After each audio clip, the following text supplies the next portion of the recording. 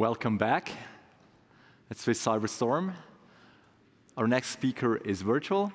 Our next speaker is Philipp Amann from Europol, Head of Strategy of the Cybercrime Command.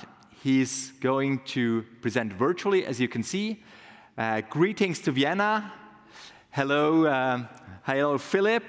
You have a room here with a very interested audience.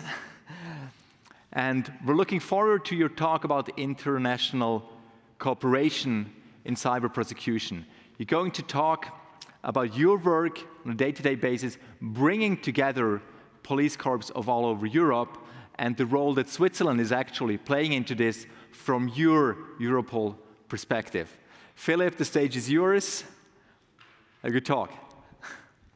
So, well, thank you very much for the invitation, for the introduction. Really sorry for not being able to be there, in person. But it is what it is. So at least, it's great for us or me to have, that slot, speak to you and really talk about international cooperation, give you the law enforcement perspective when it comes to combating cybercrime, to increasing cybersecurity, and give you a little bit of an idea how we work and how, strong Switzerland, actually is, when it comes to our cooperation with Europol. I think it's important to highlight that. Especially since, my Swiss colleagues are sitting right across the corridor in the other office, and I do get a lot of chocolate for them. So I was, I really want to make sure to highlight the very positive cooperation that we have with them. So, you can see the law enforcement agency of the EU. So we're here to support EU member states in their investigations, but also countries such as Switzerland, who have an operation agreement with us. And I think what you can say is we represent, in a way, the platform economy applied to law enforcement. So we provide a lot of our services, tools as a service to the member states. So we have top-level expertise in various different areas, such as cryptocurrencies, criminal abuse of encryption, analytical skills that we offer as a service to member states to support their investigations. We provide, obviously, as that's our main raison d'etre, we provide operational support. We provide intelligence, aggregated intelligence analysis from all the information that we get from the member states, but also all those non-EU partners.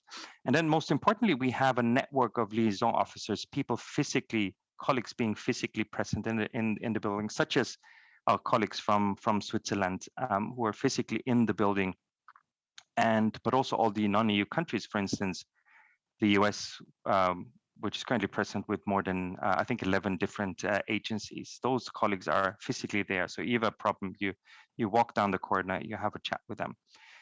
And the EC3, the European Cybercrime Center, where I work, was established in January 2013. And already at the time, there was this clear vision that, especially when it comes to cybercrime, no law enforcement agency on its own, no industry organization on its own, no country on its own can fight the problem. So we were established with that in mind, the fact that we need to have networks of networks to be successful. And what you see on this rather busy slide is all the different key partners that we have, such as the European Cybercrime Taskforce, which is the heads of the EU law enforcement cybercrime divisions who meet here on a regular basis, a very important stakeholder group for us. But we have also our program board, and we have Interpol, we have the Commission, the Council, ENISA, as the EU cybersecurity agency, Eurojust, our judicial counterpart, all the key partners there. Again, we meet on a regular basis, we deconflict, we plan common activities. And then at a more operational level, we have a number of advisory groups. We have an academic advisory network. We have a prevention network. We have a very technical forensic expert firm. So really different groups that we work with. But at the highest level, what you see at the left bottom is that impact cycle, as we call it, which is at the highest level a strategic mechanism where member states agree on what are the key threats and trends, not just in cybercrime, but in serious organized crime and terrorism, that gets published, or we publish those reports, the Serious Organized Crime Threat Assessment, and one of my reports, our annual Internet Organized Crime Threat Assessment report, which informs those decisions. Then member states come up with a strategic plan.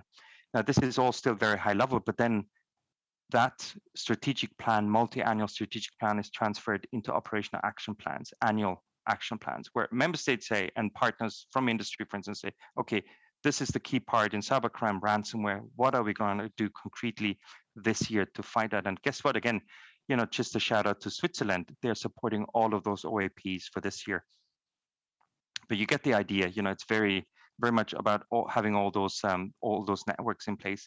Now, I think in the program, I mentioned specifically the Joint Cybercrime Action Task Force, and this is sort of linked to the idea that I mentioned the network of liaison officers that we have here at Europol, which is one of the great assets of this agency, but not all of them are necessarily cybercrime investigators. So in 2014, we said, well, we actually need to be more effective in combating cybercrime is to have cybercrime investigators, technical experts, cyber experts, and that's when we late in 2014 established the Joint Cybercrime Action Task Force, which in this form is unique in the world of law enforcement. And we just got a new member. And if you look at the membership, we have 10 EU member states, but we have seven countries, non-EU countries, such as the US, which is currently represented physically. So those are colleagues from those agencies with 3 different agencies. So that's the Secret Service, IRS, and the FBI. Belgium was just the latest partner to join. And this is an action, well, you see it on the slides, intelligence driven, it's driven by the member states. So it's not driven by us. We give it a home, if you will.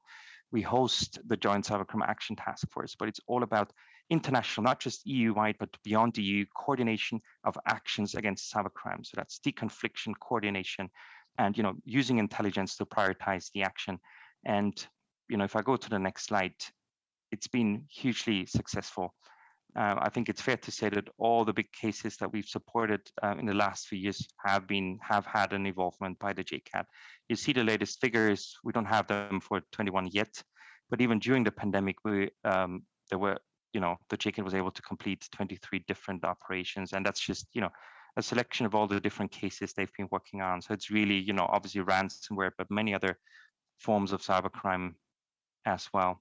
So hugely important at an operational level. Now, I mentioned the advisor groups already, so this is more than sitting in the strategic tactical space, but equally, a lot of those partners support operational activities as well. You see, all the big players there, three different groups that we currently have, and this is all also driven by operational needs, including membership.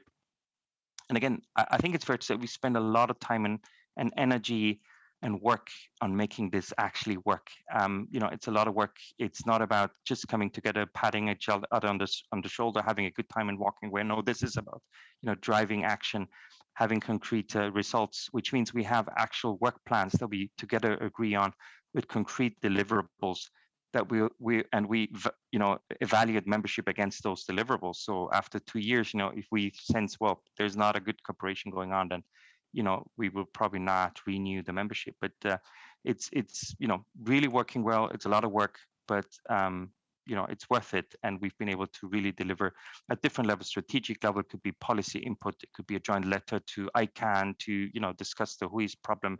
It could be some training that some of the members organize. It could be some capacity building activity. It could be that they help us develop a tool. So it's really a whole different range of things that we work on with those partners to address the challenges that come with cybercrime. Now, this is, if you will, part of what I still call the silver level when it comes to cooperation. That includes also having a good understanding actually of what's going on. What are the trends? What are the threats? What are the trends in the area of cybercrime? And I already mentioned the IOCTA, and I'm not going to repeat all the things that we saw last year, because I'm pretty sure most of you are aware of the key threats and trends. It's really more of a, confirmation what we see from a law enforcement perspective, because this is what it is, the IOCTA, predominantly a law enforcement perspective on the cybercrime landscape in the EU and beyond, with input from industry and academia. But it's very comprehensive and shows, what we see, what is it that, gets reported to law enforcement. And then we also try to, have a few recommendations as to how we can, address those challenges As you see, well, ransomware, obviously one of the top threats. Mobile malware, a huge increase that we see as well in that space. And the last point, obviously, we've seen that cyber criminals, given the fact that this is now a criminal industry, the whole crime as a service industry, they're very quick in using the COVID-19 theme as a narrative to improve their attacks. So we've also done, a lot of sort of dedicated reports on the pandemic, not just in the area of cyber, but also, when it comes to fake goods, looking at the dark web. We've sort of tried to see what, is happening in the drug market, how, what's the impact of the COVID-19 pandemic.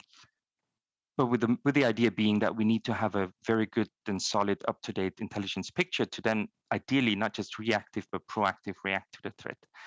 And those are a few more examples where another report that we produce now on a regular basis is our observable function report on encryption, which really in essence describes what's going on in the area of encryption and privacy enhancing technologies, what is coming our way, what are the challenges, of course also from a law enforcement perspective, but also what are the opportunities. So if you want to learn about things like, I don't know, homomorphic encryption, carrier grade NATing, DNS over HTTPS, oblivious DNS over HTTPS, 5G, quantum computing, quantum encryption, it's all there, and it's all, I think, presented in a way that it's easy to understand, and also highlights, some of the challenges that we have from a law enforcement perspective. Again, by the way, all the reports I'm mentioning, you can download from our website. The other report I put up here is something that started with a question I got about 1.5 years ago, where when a journalist asked me, have you seen criminals abusing artificial intelligence? And I said, well, I don't know, I haven't really looked for it. So maybe they do, maybe we're not seeing it. So this then started a whole series of workshops and discussions, and eventually together with an industry partner, Trend Micro and Unicre, the AI Center of the UN. They run the UN AI Center for the UN. We came up with this report, and Trend Micro did a lot of the sort of in-depth research, and we basically looked at 4 different areas. We said, so what's happening right now in terms of criminals using artificial intelligence to improve their attacks, and then what is happening in terms of criminals attacking AI systems that are being used to to defend systems, and then what's the future going to look like. And then we had an annex just looking sort of at deep fakes, which is obviously one of the most visible problems. And I think right now we're at a stage where at least the data doesn't show sort of an at scale abuse of AI, but I think it's going to happen. There was this one case reported in Germany where criminals had abused or used an openly available tool to emulate the voice of a CEO to, improve a CEO attack. And interesting enough, about 2 weeks ago, I was at an event and we talked about that. And the person next to me was a board member, and I said, "Guess what? That happened to me 2 weeks ago." So they spoofed the phone number to pretend to be, from where we are headquartered, and then they called 2 of my associates, one in Spain, one I think in the US. And it didn't work out because they had internal checks. But this is happening. And then, of course, specifically in the area of mis and disinformation. And that's just one of the examples where obviously some Dutch MPs thought they were speaking to the chief of staff of Navalny, but then it turned out to be a deep fake. But of course, that's a huge problem, because again, those tools are easily available and can be used and abused by everyone. But again, the idea being we need to be aware of those so that we can build hopefully more robust and better AI systems. Now I'm going to sort of from, if you will, the silver level to the gold level, and that's the gold standard, I should say. Silver standard, gold standard. Gold standard is, again, that's one of our core businesses, is to support successful operations. And I think the Emotet takedown in January is one of the best examples of what can happen when, a lot of different partners come together. And as you see, again, an international group of law enforcement agencies working with industry and academia to make this happen. This was, I think, 2018 was the first time we learned about Emotet. At the time, it was a fairly, simple malware attacking the financial sector. But then over the years, it grew into, I think, what can be described as a perfect example of the crime as a service model, into a network, a botnet that was, available for hire for other criminals. And consistently, at least for the last few years, it was put as one of the top threats by different industry partners. And if you look at some of the statistics in 2019, it was estimated as more than 60% of all emails globally with a malicious attachment were sent through Emotet. So huge risk. And then after 3 years, just to give you an idea how long those things take, there was a successful action in January this year, where not only were we able to take down, disrupt the infrastructure, but also go after the money and also go after the criminals behind it. So a huge success. And again, trying to be innovative. In fact, the operation just won an innovation prize for the approach, because at the time we also used new legislation in Germany and Netherlands to actually, if you will, seize the malware on the infected machines and replace that malware, which then got deleted itself after a few months. So, kudos to the member states that were leading that operation, because that really effectively neutralized the network. But that's what you can do when you work together. So some of the results, obviously, takedown of that infrastructure.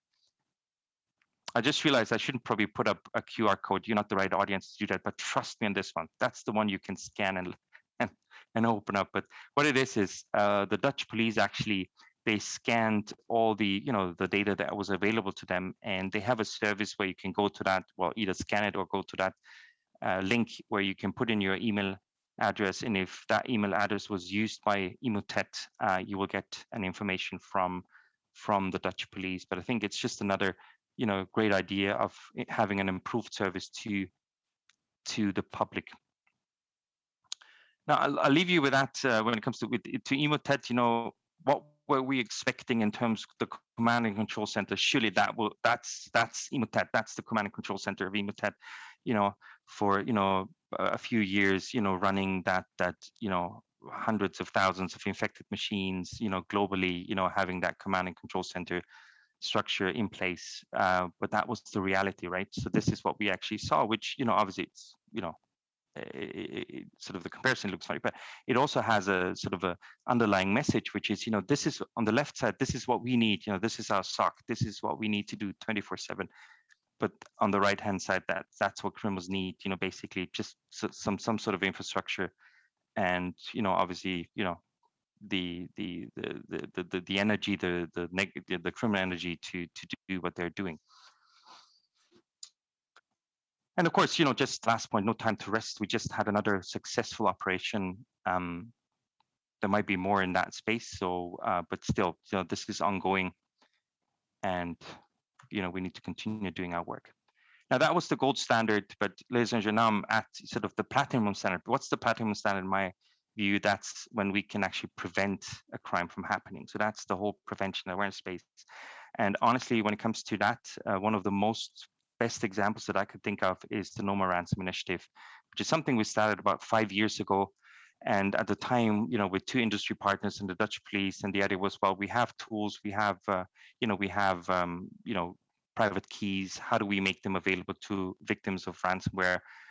We established the No More Ransom initiative, and at the time, it was just meant to be a resource for the public, for nobody getting any profit from it, not collecting any data, externally hosted. And after 5 years, fast forward 5 years later, we have a platform that is available in 37 different languages, 170 different partners supported. So by the way, if you want to become a partner, it's fairly easy. Just reach out to us. But the key part is, apart from the prevention and awareness, through that platform, 120 different tools available for free that you can use to prevent ransomware families. I mean, that's for free. That's a service that everybody who participates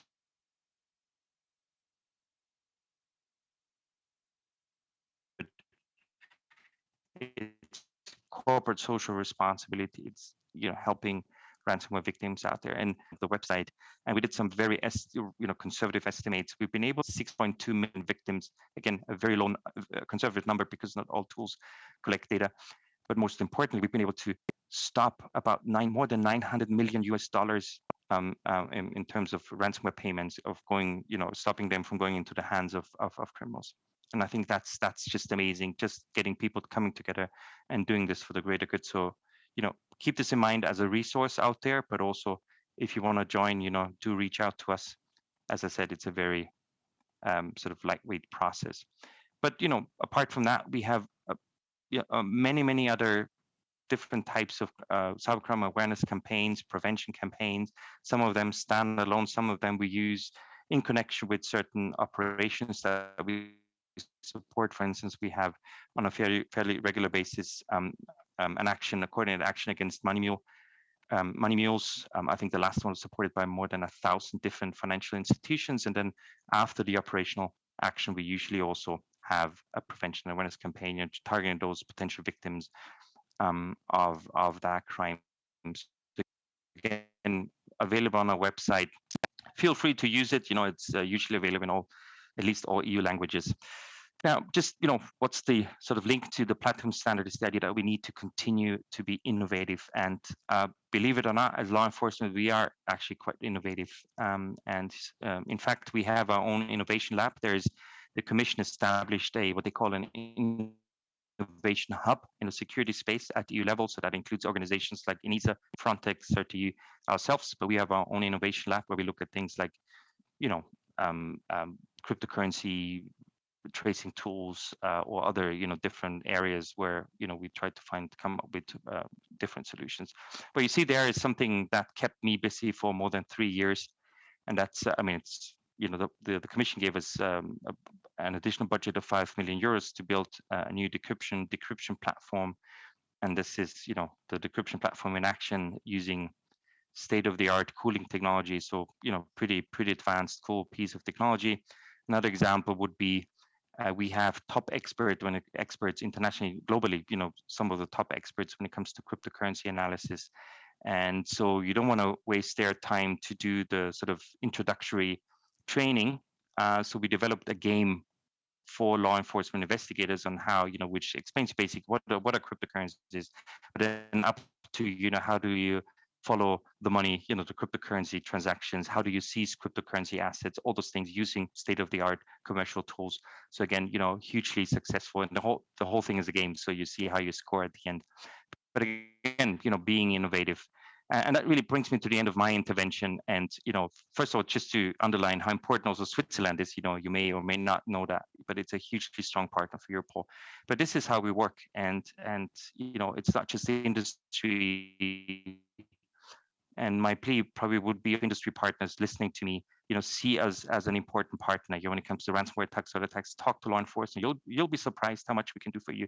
But equally, we need you, because guess what? A lot of times, the electronic evidence that we need, the infrastructure that is being abused by criminals, you control that. We need your cooperation. We need to work also with academia. We need to work with CERT and CSERT community. So we need to have that, as they say, network to defeat a criminal network. And with that, I thank you for your attention. Thank you.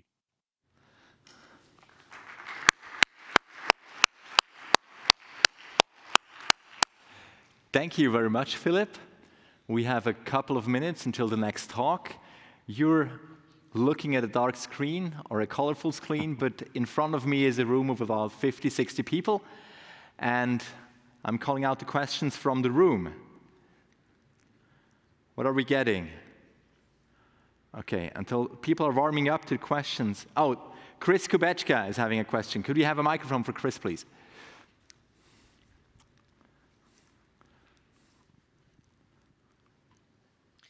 What has been the biggest security challenge that you folks have investigated during the COVID crisis?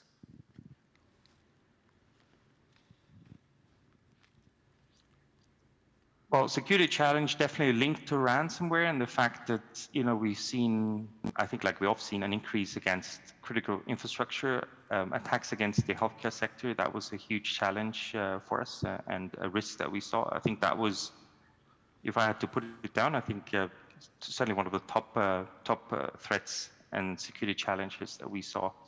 Apart from which, another area that we investigated, as you would know, is of course, child abuse online, and that was another area where I think we unfortunately saw a huge spike in the exchange and production of child sexual abuse material. But in terms of cybersecurity risks, I would certainly put my finger on ransomware attacks targeting critical infrastructure, and for instance, the healthcare sector, where of course you have a situation where we go way beyond the financial damage in terms of the risks. Thank you. More questions? Okay, I have one question for you. We had a presentation in the morning, Philipp, and I was expecting a question now that doesn't seem to be coming, so I'm going to ask it. So Apple is proposing to scan photos on devices. You touched on child abuse. Would Europol or police enforcement be one of the users of that data? Is that something that you guys talk about to big internet providers or talking to the big mobile phone providers because you need this? Or what is your stance on this? Are you just waiting until it happens, or do you see it as a big risk, a privacy intrusion, as many techies see it? What is your take on it? So my take on it, and of course that's also a difficult subject for me, because I'm aware. First of all, I think I'll promote one of the think pieces that we recently published, and it's something that Professor Murray Aiken and I co-authored, and it's called the Cyberblueline. And in that sort of position paper, we argue, well, we're now in a situation where how do we draw the sort of the blue line, which obviously represents law enforcement in cyberspace? Where do we draw the line? Who's responsible for safety and security online? And one of the key stakeholders in that space is industry, because they set the rules and they define, to a large extent, how we experience cyberspace and how secure and safe it is.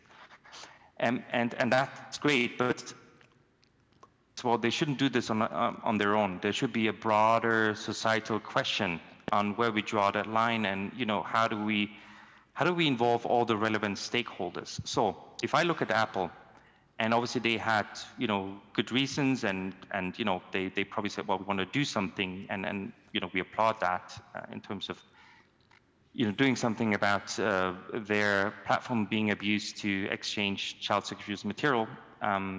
But I think they should also ensure that whatever solution they come up with should, in designing and draft, coming up with that solution, I believe at least that should involve all the relevant stakeholders to make sure that we find the right balance. We go after the bad guys. We identify all that material which is illegal. Every single picture is illegal, by the way. And it can be a piece of evidence, electronic evidence. But at the same time, I do respect and appreciate the fact that this has to be done in a way that it respects privacy. I can't really go beyond that because that's not really my place to comment on what a company like Apple is doing. But suffice to say that we work very closely with the Commission and with other relevant stakeholders to address the problem and see how we can come up collectively with a solution to minimize and eradicate, ideally. Well, that's probably very, very difficult, but at least that's the goal, to eradicate the production and exchange of child sexual abuse material. Okay, thank you.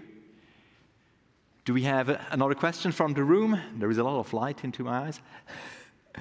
That is not... yes, we have Serge Stroh from Proton Mail.